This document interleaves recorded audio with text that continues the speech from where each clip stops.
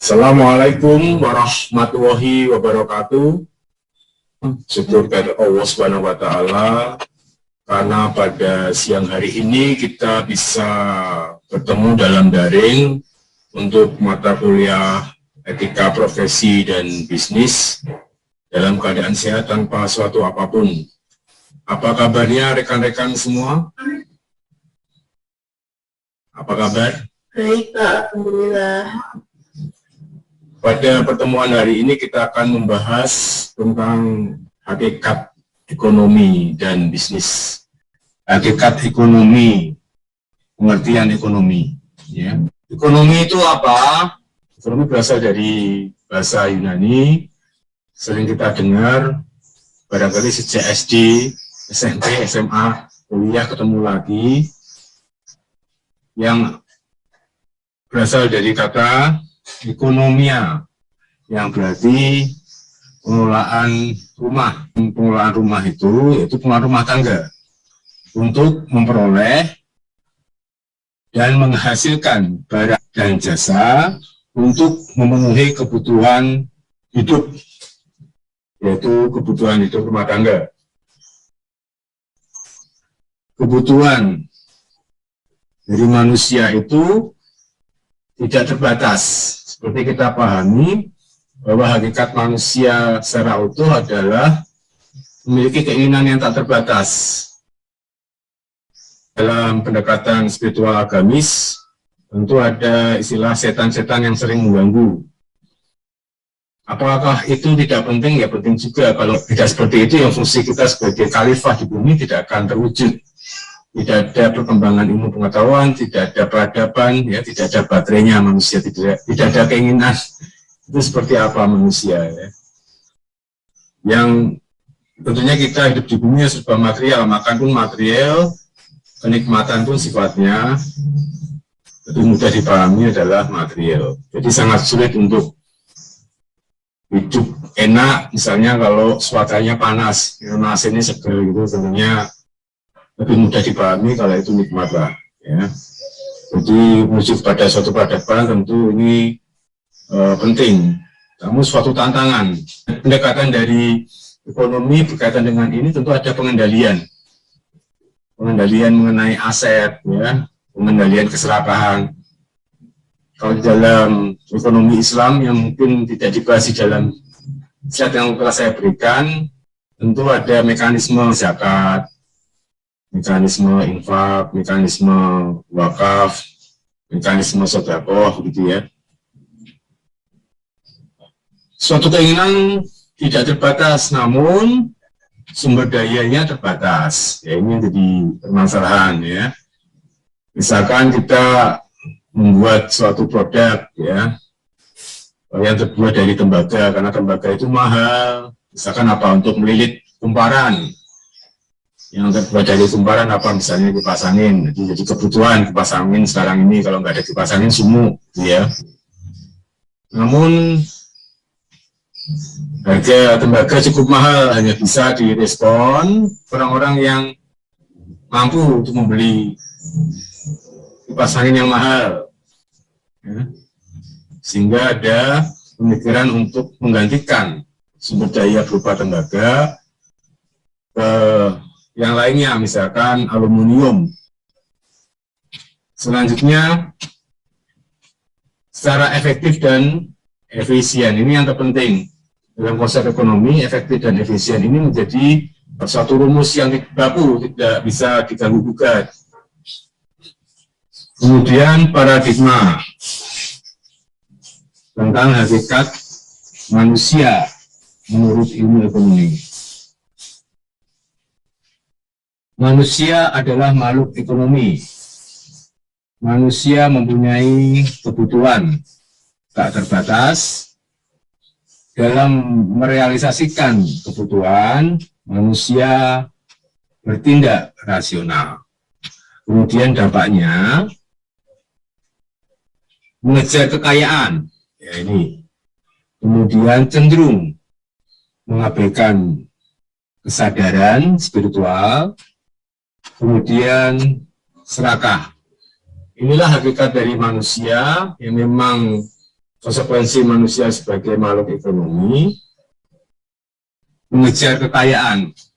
Yang ini ditangkap oleh konsep di sistem ekonomi kapitalis, yang secara generik dia menjelaskan kaitannya dengan manusia secara utuh itu pasti ingin mengejar kekayaan, ingin memupuk modal, karena memang tadi manusia itu selalu dikejar dengan keinginan, ada nafsu yang menjadi tantangan. Secara generik ya, karena pada prakteknya zaman dulu kaum kapitalis ini banyak menjadi imperialis, kolonialis gitu ya, karena punya kekuatan modal sehingga mampu untuk menyerang negara lain. Manusia akan memakan manusia, eksploitasi delong parlong. Selanjutnya cenderung mengabaikan kesadaran spiritual. Jadi orang paling gampang memahami mengenai enak tidak enak itu ya kaitannya dengan materi.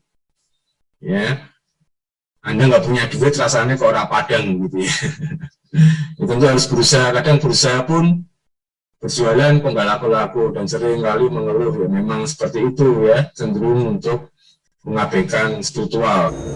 Bahkan mampu bersikap dan berperilaku tidak etis di dalam bekerja atau menjalankan bisnisnya. Kemudian etika dan sistem ekonomi. Sistem ekonomi adalah jaringan berbagai unsur yang terdiri atas pola pikir, kebijakan, hukum, pemerintah, rakyat, dan unsur lainnya untuk meningkatkan produksi dan pendapatan. Ada beberapa macam sistem ekonomi. Yang pertama adalah sistem ekonomi komunis, kemudian sistem ekonomi kapitalis, dan sistem ekonomi Pancasila. Coba kita simak satu persatu.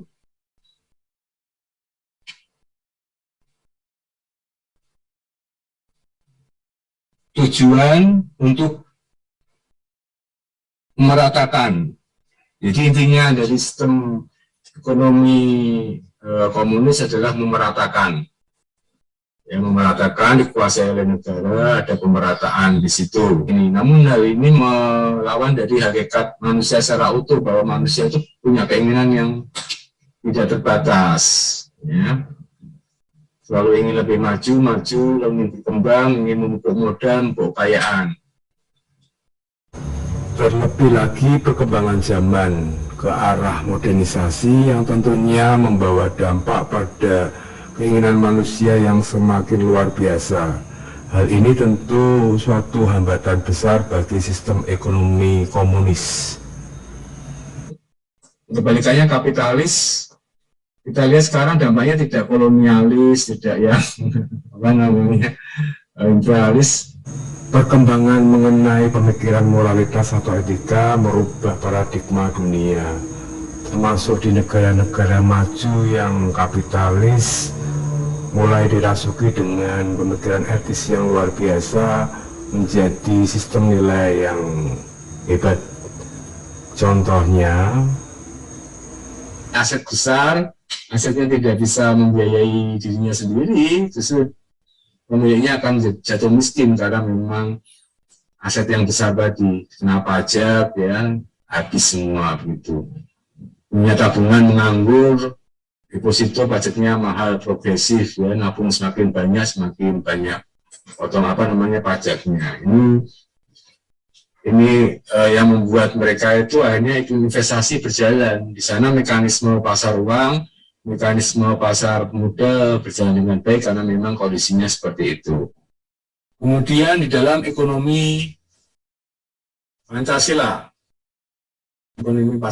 yaitu yang menekankan pada prinsip kemanusiaan, pada prinsip nasionalisme, pada prinsip apalagi demokrasi ekonomi yang berdasarkan kerakyatan, Ya, ada keaktifan dari rakyat sebagai subjek, tidak hanya objek, yang mewujudkan keadilan sosial bagi seluruh Indonesia. Semuanya harus atas kesadaran. Kesadaran di sini kalau kita bicara mengenai Pancasila, tentu atas dasar keturunan yang Maha Esa, selalu eling, selalu ingat, selalu mengedepankan nilai-nilai agama. Ini kalau tidak begitu ya tidak jalan, ya, omong kosong. Sistem apapun akan rusak kalau orangnya tidak memegang nilai-nilai agama secara khusyuk dalam bentuk sikap nyata. Ini yang terpenting. Sekarang ini banyak mekanisme yang membuat negara itu hebat. Ya percontohannya mungkin negara maju kalau kita bisa mencermati secara bijak seperti halnya mekanisme premi yang menggunakan prinsip aktuaria di mana resiko itu relatif kecil. Misalkan resiko 35% saja, sehingga 65% tadi merupakan keuntungan. Ya, resiko tadi bisa dimanfaatkan untuk kesejahteraan masyarakat, misalnya berupa fasilitas kesehatan bagi masyarakat, dan keuntungan itu bisa dikembalikan lagi kepada masyarakat, misalnya untuk kepentingan pembangunan rumah murah dan lain sebagainya. Yang terpenting adalah kita tidak perlu alergi terhadap mekanisme apapun, bisa bersumber pada sistem ekonomi kapitalis, sistem ekonomi komunis, maupun sistem ekonomi Islam. Yang terpenting adalah bernafaskan Pancasila. Keberhasilan dalam membumikan sistem ekonomi Pancasila ini tidak hanya negara atau pemerintah saja sebagai pemegang kebijakan, namun harus didukung oleh semua elemen masyarakat, semua entitas-entitas yang ada, dan seluruh masyarakat yang merupakan penggerak roda perekonomian bangsa. pengertian dan peranan bisnis. Ini sudut pandang dari bisnis, ya, menurut Sonny Kraft, ya, tahun 1998.